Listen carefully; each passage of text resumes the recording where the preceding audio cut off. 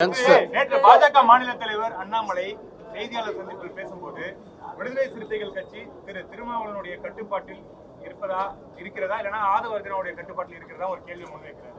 அது மாதிரி ஏதாவது ஒரு சூழல் இருக்கா? பாரதிய ஜனதா கட்சி அதானி கட்டுப்பாட்டில் இருக்கிறதா மோடி கட்டுப்பாட்டில் இருக்கிறதா என்பதை அவர் முதலில் சொல்லட்டும், அதன் பிறகு நான் இதற்கு பதில் சொல்லுகிறேன். பேச்சு என் மீதான நம்பகத்தன்மையை கேள்விக்குள்ளாக்குறது சொன்னேன். அவர் நம்பிக்கை இல்லாமல் பேசுகிறான்னு சொல்லுறேன். இப்போ எனக்குன்னு ஒரு கிரெடிபிலிட்டி இருக்குன்னா அந்த கிரெடிபிலிட்டி எங்கள் கட்சி தோழர்கள் மத்தியிலே கூட என் மேலே ஒரு நம்பிக்கையோடு தான் என்னோட இருக்கிறாங்க. இப்போ அவர் தலைமையை மீறி பேசுகிறாரா, அப்போ தலைவர் அவருக்கு ஏன் நடவடிக்கை எடுக்க தயங்குறாரு அப்படிங்கிற ஒரு எண்ணம் உருவாகுது இல்லையா? இந்த மாதிரியான நம்பகத்தன்மைக்கு ஒரு பாதிப்பை ஏற்படுத்தக்கூடிய வகையில் அது அமைந்திருக்கிறது என்பதைத்தான் நான் சுட்டி காட்டுகிறேன். இது ஒரு பெரிய லாட்டரி அதிபர், இந்தியாவில் ஒரு மிகப்பெரிய நபர், அவருடைய மருமகன். இத்தனை காலமாக திமுகவில் சபரீஷன் அவர்களுக்கு நெருக்கம். 2019 2024 வரை அந்த நிகழ்ச்சியை நடத்தின வாய்ஸ் ஆஃப் காமன்ஸ் அமைப்பினுடைய தலைவராக இருக்கக்கூடியவர் இன்றைக்கி விசிகே கட்சியினுடைய துணை பொதுச் செயலாளர். 509 கோடி ரூபாய் அவருடைய மாமனாருடைய பணம் எலக்ட்ரோல் பாண்டு மூலமாக டிஎம்கே கொடுத்தவர். பாருங்கள், எல்லாம் கொடுமையை பாருங்கள். ஆனால் இவங்க லெக்சர்லாம் மக்கள் கேட்க வேண்டியதாக இருக்குது, டிவியில் பார்க்க வேண்டியதாக இருக்குது. அவருடைய மாமனார் லாட்ரி நடத்தக்கூடியவருடைய பணம் 509 கோடி ரூபாய் திமுகவுக்கு போச்சு. அந்த நேரத்தில் சபரீஷனோடு இருக்கிறாங்க. 2021 எலெக்ஷனை நடத்துகிறாங்க. அதன் பிறகு இன்றைக்கி விசிகே கட்சியினுடைய மெயின் ஃபண்டர் அவங்க புத்தகத்தை வெளியிடுறாங்க. அவர்களுக்கும் விகடன் ஒரு மேடை கொடுக்குறாங்க.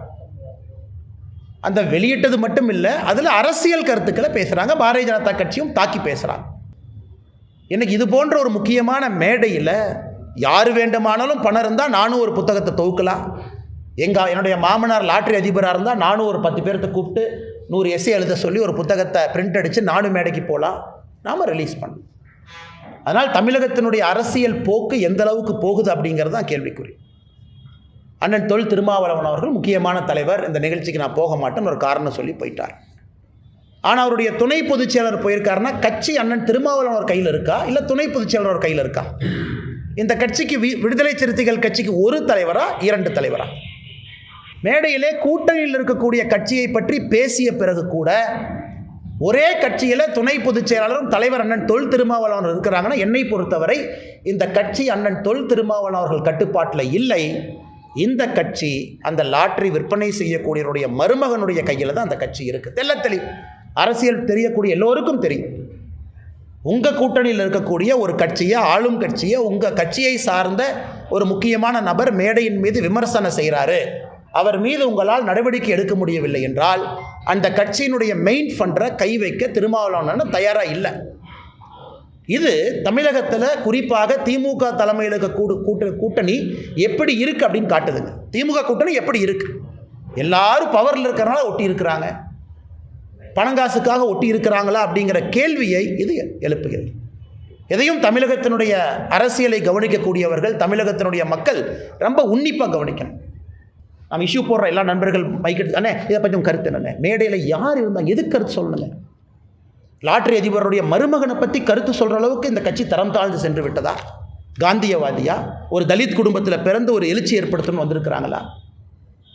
பறவைகள் பறக்க பறக்க எச்சத்தை கீழே போடுவது போல அரசியல்வாதிகள் சில பேர் கட்சி மாறுறாங்க. அதற்கெல்லாம் பாரதிய ஜனதா கட்சி கருத்தை சொல்லி எங்களுடைய தரத்தை நாங்கள் தாழ்த்தி கொள்ள வேண்டுமா?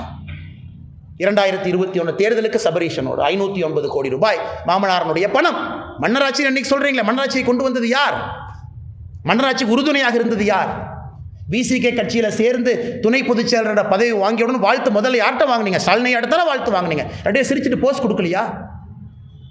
ஆளும் கட்சிக்கு எதிராக இருக்கக்கூடிய ஓட்டை பிரிப்பதற்கு சதியா இது? திமுகவுக்கு எதிராக தமிழகத்தில் எவ்வளோ ஓட்டு இருக்கு தம்பி, நீங்கள் அப்படியே அந்த பக்கம் போய் அந்த கட்சிக்கு போகிற மாதிரி போங்க. திமுக தொடர்ந்து ஆட்சியில் இருக்க வேண்டும் என்றால் திமுகவுக்கு எதிராக இருக்கக்கூடிய மக்கள் ஓட்டை 3ஆ பிரிப்போம். அதற்காக இது திமுக நடத்துகிற சதியா? அந்த லாட்ரி அதிபருடைய மருமகனை வெளியனுப்பிச்சு கட்சி தாவி ஒரு நெரேட்டிவ் செட் பண்ணி ஓட்ட பிரியும்.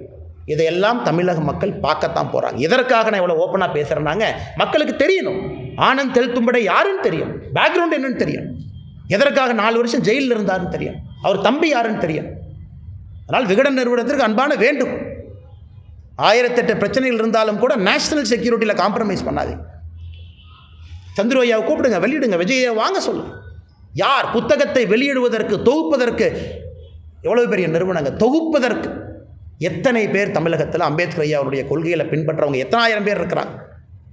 எங்கள் கொள்கைகளை ஏற்றுக்கொள்ளாதவர்கள் அத்தனாயிரம் பேர் இருக்காங்க. அவங்கள கூப்பிட்டு வெளியிடுங்க. அதனால் பெரிய விழாவாக நடத்தி அதில் கான்ட்ரவர்சியலாக பேசி அதில் 2 கருத்துக்கள் ஏற்று 2 பேர்த்துக்கு திரிக்கிறத பாரதிய ஜனதா கட்சி வன்மையாக கண்டிக்கின்றோம், மிக வன்மையாக. இப்போ தயவு செஞ்சு மணிப்பூரை பற்றி யாராச்சும் பேசுகிறீங்கன்னா, நான் எந்த வேலையாக இருந்தாலும் சரி, அண்ணன் விஜயாக இருந்தாலும் தமிழகத்தில் இருக்கக்கூடிய அரசியல் தலைவர், நீங்கள் மணிப்பூர் வர்ற அன்னைக்கு நான் வர்றேன், நான் மணிப்பூர் கூட்டிகிட்டு போகிறேன். பாரதிய ஜனதா கட்சி உங்களை அழைத்து செல்லும்.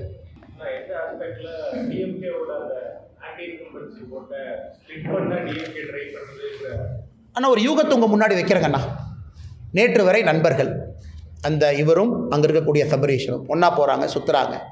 2021 ஸ்ட்ராட்டஜி ஒன்றா போடுறாங்க. பெண் அமைப்புக்கெல்லாம் தனித்தனியாக டிஎம்கே ஒரு பெண் அமைப்புன்னு ஒன்று வச்சுருக்காங்க, அதை ஆரம்பிக்கிறாங்க. அதன் பிறகு அப்படியே விசிகேக்கு போகிறாங்க. விசிகேயில் இருக்கும் பொழுது இந்த பிரச்சனையை பேசலையே. உங்களுக்கு திமுக பிரச்சனையாக இருந்தால் விசிகே கூட்டணி கட்சியில் ஏன் போய் சேரணும்? வேறு கட்சியாக தமிழ்நாட்டு இல்லையா? வேறு யாருமே பட்டியலின சகோதர சகோதரிகளுக்காக வேலை செய்யலையா? எதிர்கட்சியில் போய் ஜாயின் பண்ணலாமே. அதே கூட்டத்தில் இருக்கக்கூடிய கட்சியில் ஜாயின் பண்ணி கன்டினியூ பண்ணுறீங்க. திருச்சி மாநாடு போடுறீங்க, அதுக்கு தலைவர்களை கூப்பிட்றீங்க, அதுக்கு ஸ்பான்சர் பண்ணுறீங்க. அதன் பிறகு திடீரென்று திமுகவை விமர்சிக்க வேண்டிய காரணம் என்னன்னு தான் மக்கள் கேட்குறாங்க. அப்போ என்ன, நீங்களாம் சேர்ந்து நாடகம் ஆடுறீங்களா? இது திமுக, திருமாவளவன், இந்த லாட்டரி அதிபருடைய மருமக 3 பேர் உட்காந்து நீங்களே கேம் ஆடி புதுசாக இந்த கட்சிக்கு எவர அனுப்பு, அந்த கட்சிக்கு எவர அனுப்பு, ஓட்டை பிரிக்கலாம். அது என்னுடைய ஐயத்தை வெளிப்படுத்துகின்றேன், மக்களுடைய ஐயத்தை. இல்லைன்னு நீங்கள் ஆக்ஷன் எடுங்க. ஏன் ஆக்ஷன் எடுக்கலை? இல்லை ஒரு பேசுகிறது தப்பு. ஒரு சின்ன பையன் ட்விட்டரில் ஒரு மெசேஜை போட்டால் 10 நிமிஷத்தில் தூக்குற கட்சி. முதலமைச்சர் அசிங்கமாக பேசியிருக்காங்க. நாங்கள் பேசுவது வேறு, முதலமைச்சருடைய குறைகளை சுட்டி காட்டுவது வேறு. அப்போ மன்னராட்சின்னு அதே கூட்டத்தில் பண்ணுறாங்கன்னா திருமாவளவன் ஏன் நடவடிக்கை எடுக்கலை? அப்போ என்ன அர்த்தங்கண்ணா? இந்த கட்சிக்கு அவரு தலைவரா, இன்னொருத்தர் தலைவரா? இதைத்தான் நான் கேட்குறேன். அதனால் நான் கேட்பது, புத்தகத்தை வெளியிடுங்க, விஜயண்ணா பேசுங்க, எல்லாம் பண்ணுங்க, ஆதாரத்தின் அடிப்படையில் பேசுவோம். சும்மா வாய்க்கு வந்தது மணிப்பூர் அப்படியே பேசிட்டு போயிடலாம். 2% கட்சி பரவாயில்லைங்க. எங்களை மாதிரி சாதாரண ஆட்கள் 2%, 4%, 6%, 12% எல்லாம் வந்துடும். கட்சி சில பேர் உழைச்சி கொண்டாந்துட்டாங்க. அடுத்து 30%க்கு போயிடும்.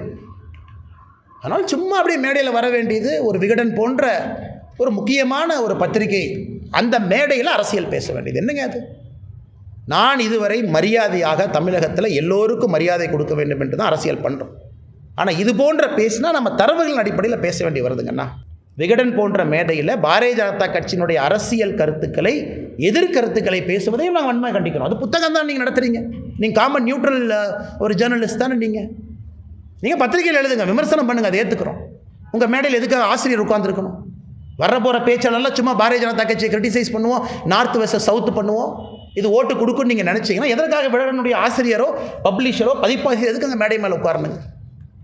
அதனால் தமிழகத்தினுடைய மக்களுக்கு பத்திரிகையாளர் சந்திப்பு மூலமாக நாங்கள் சொல்லிக்கொள்வது, தயவு செஞ்சு தமிழ்நாட்டில் இந்த மாதிரி அரசியல் நமக்கு வேண்டாங்க.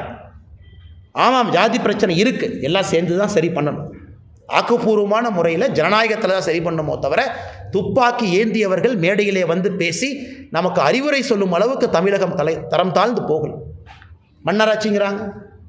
நான் தொடர்ந்து சொல்வது இதுதான். தமிழகத்தில் நடப்பது ஒரு குடும்ப ஆட்சி. ஒரு லெவலுக்கு மேலே குடும்ப ஆட்சி பார்த்தீங்கன்னா வெளியிருந்து பார்ப்பதற்கு ஒரே குடும்பம் திரும்ப திரும்ப வந்தால் இது போன்ற விமர்சனங்கள் வரத்தான் செய்யும். ஆனால் மன்னராட்சி நடக்குதான்னு கேட்டிங்கன்னா இல்லை. மக்கள் ஓட்டு போடுறாங்க, தேர்ந்தெடுக்கிறாங்க, எம்எல்ஏ ஆகிறாங்க. முதலமைச்சருடைய விருப்பம் யார் துணை முதலமைச்சர் ஆக்க வேண்டும் என்பது முதலமைச்சருக்கு முழு அதிகாரம் இருக்குது, ஆக்குறாங்க.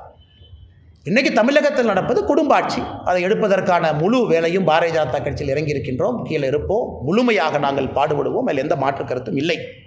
அதனால் இது அன்பரசன் பிளாக் டிக்கெட்டுக்கும் அதே போல் லாட்ரி சீட்டுக்கும் ஃபோட்டோ போட்டி அப்படின்னு சொல்லியிருக்கோம். அண்ணா, நான் ஏற்கனவே சொன்னது போல் விஜய் அவர்களுடைய அரசியலை நான் வரவேற்கிறேங்க அண்ணா. காரணம், ஒரு புதிய ஒரு குரல் வந்திருக்கிறாங்க, சினிமாவனுடைய உச்சத்தில் இருக்கிறாங்க, வரட்டும். நான் அந்த